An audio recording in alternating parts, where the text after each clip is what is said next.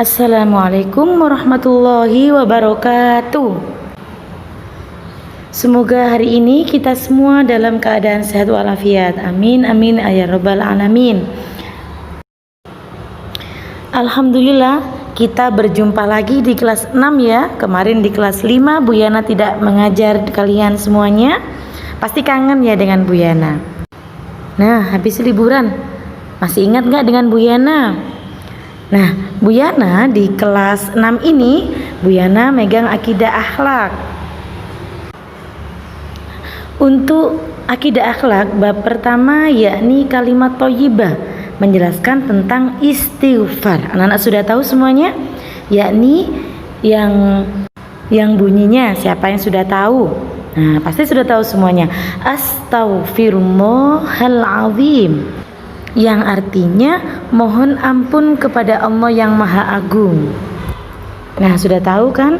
Nah, kalimat thayyibah sendiri atau istighfar artinya apa? Artinya setiap ucapan yang mengandung kebenaran dan kebijakan yang bermanfaat bagi diri sendiri ataupun untuk orang lain. Nah, terdapat dalam firman Allah Quran surah Ibrahim ayat 24-25. Ada yang sudah tahu ataupun sudah hafal? Nah, coba dengarkan Bu Yana membaca ya, surah Al-Ibrahim ayat 24-25. A'udzu billahi minasyaitonir rajim. Bismillahirrahmanirrahim. Alam tara kaifa daraballahu mathalan kalimatan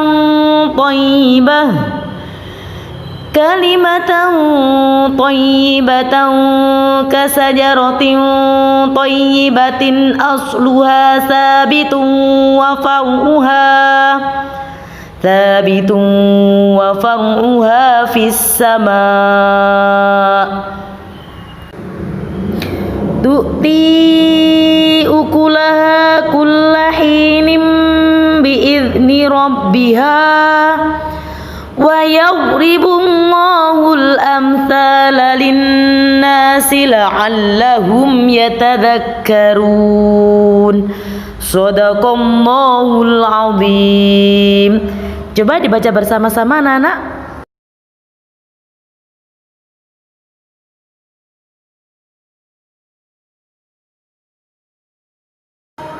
Alhamdulillah sudah betul semuanya. Coba tajwidnya diperhatikan juga ya anak-anak. Alhamdulillah sudah betul semuanya. Sekarang Bu Yana jelaskan artinya ya. Artinya, tidakkah kamu memperhatikan bagaimana Allah telah membuat perumpamaan kalimat yang baik, seperti pohon yang baik, akarnya kuat dan cabangnya itu sampai menjulang ke langit. Subhanallah. Nah, maksudnya apa di sini? Artinya bahwa kalimat yang baik adalah kalimat yang ada dalam hati kita, sehingga membuat keyakinan dan keimanan menjadi lebih teguh dan tentram. Ucapan yang baik sangat dipengaruhi oleh pribadi dan keimanan kita. Dalam hal ini, hati sangat mendominasi. Kalau hati kita baik, maka yang keluar dari lisan kita tidak tanduk, perilaku kita, semuanya itu adalah sesuatu yang baik. Kalau sebaliknya, kejelekan ya pasti hasilnya jelek juga, ya kan? Dan kita juga harus melakukan yang namanya perbuatan amar ma'ruf nahi mungkar. Pasti sudah tahu semuanya kan anak? Di kelas 4 dulu Bu Yana sudah pernah menjelaskan. Nah, sudah paham kan? Sekarang Bu Yana jelaskan arti ayat yang ke-25, yang artinya pohon itu menghasilkan buahnya pada setiap waktu dengan seizin Tuhannya. Dan Allah membuat perumpamaan itu untuk manusia agar mereka selalu ingat kepada Allah Subhanahu wa taala. Nah, maksudnya kalau kita menanam kebaikan, nah itu pasti Allah mengizinkan. Pasti nantinya kita akan memetik buahnya baik juga. Kalau kita menanam kejelekan, pastinya akan berbuah yang kita panen ya kejelekan juga. Naudzubillahi min dzalik, jangan sampai. Nah, sampai sini sudah paham kan anak-anak? Pastinya sudah paham semuanya. Nah, sekarang Bu Yana jelaskan kapan waktu membaca istighfar itu. Ada yang sudah tahu? Ah, betul. Ketika kita melakukan dosa atau suatu kesalahan. Nah, itu kita ucapkan istighfar, jangan sampai bilang yang kotor-kotor atau yang tidak baik. Astagfirullahaladzim. Yang kedua, pada waktu menyaksikan hal buruk atau maksiat. Jangan sampai melihat orang cantik gini. Oh, seneng rek, aduh seneng rek. Astagfirullahaladzim sambil ditutup matanya, jangan diintip-intip. Nah, gitu ya anak-anak ya, paham ya? Nah, manusia tidak luput dari kesalahan dan dosa. Anak-anak pernah mendengar kata-kata ini? Al-insanu mahallul khoto' wan nisyan. Ya kan? Pernah dengar pastinya di ngaji-ngaji ataupun di rumah pengajian ya. Nah, di sini setan itu menggoda manusia lewat anggota tubuh. Karena anggota tubuh adalah karunia yang terbesar dari Allah SWT. Seperti mata, kita gunakan untuk melihat, membaca Al-Quran atau melihat hal-hal yang baik, keagungan Allah. Itu kan baik ya. Bukan untuk melihat hal-hal yang jelek atau apapun itu. Jangan sampai. Nah, tujuannya adalah agar manusia dapat beribadah kepada Allah secara maksimal. Bukan hanya kalau butuh saja. Naudzubillah ya, itu sudah kewajiban kita kepada Allah. Nah, sekarang saya jelaskan langkah-langkah memohon ampun kepada Allah. 1. Mengucap istighfar.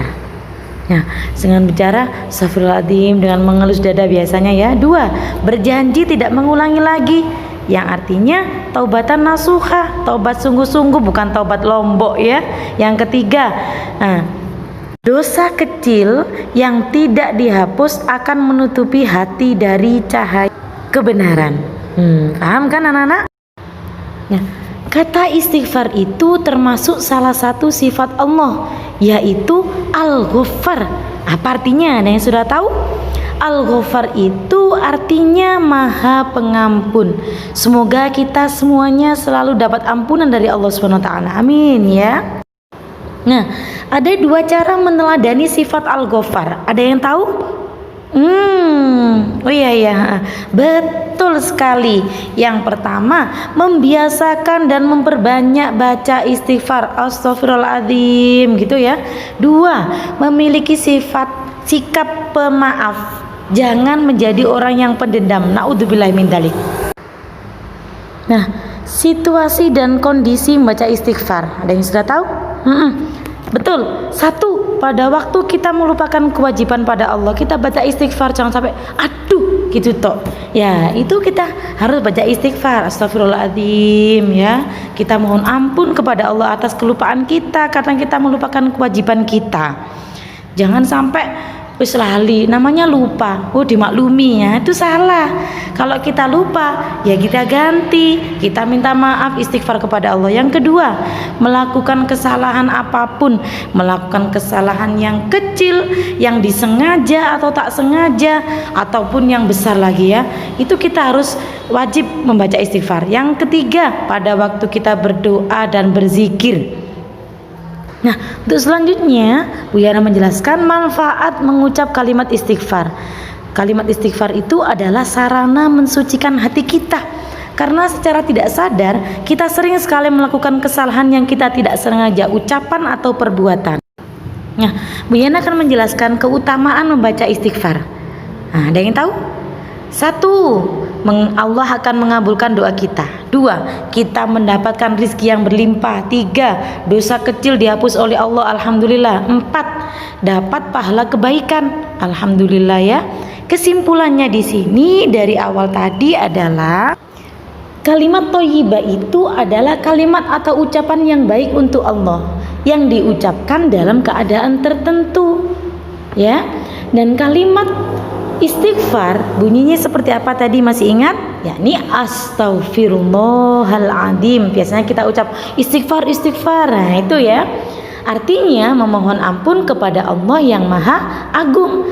Kalimat istighfar diucapkan ketika melupakan kewajiban kepada Allah. Yang kedua, melakukan kesalahan dan dosa. Yang terakhir, pada waktu diucap kita pada waktu berdoa dan berzikir. Alhamdulillahirrahmanirrahim. Tadi Bu Yana sudah menjelaskan kalimat thayyibah semuanya kita mendapatkan ilmu yang bermanfaat dan barokah. Amin, amin ya robbal alamin. Jangan lupa ya, dilakukan di rumah, jangan hanya dibaca saja, tapi kita pakai dalam kehidupan sehari-hari ya. Cukup sekian dari Bu Yana. Assalamualaikum warahmatullahi wabarakatuh.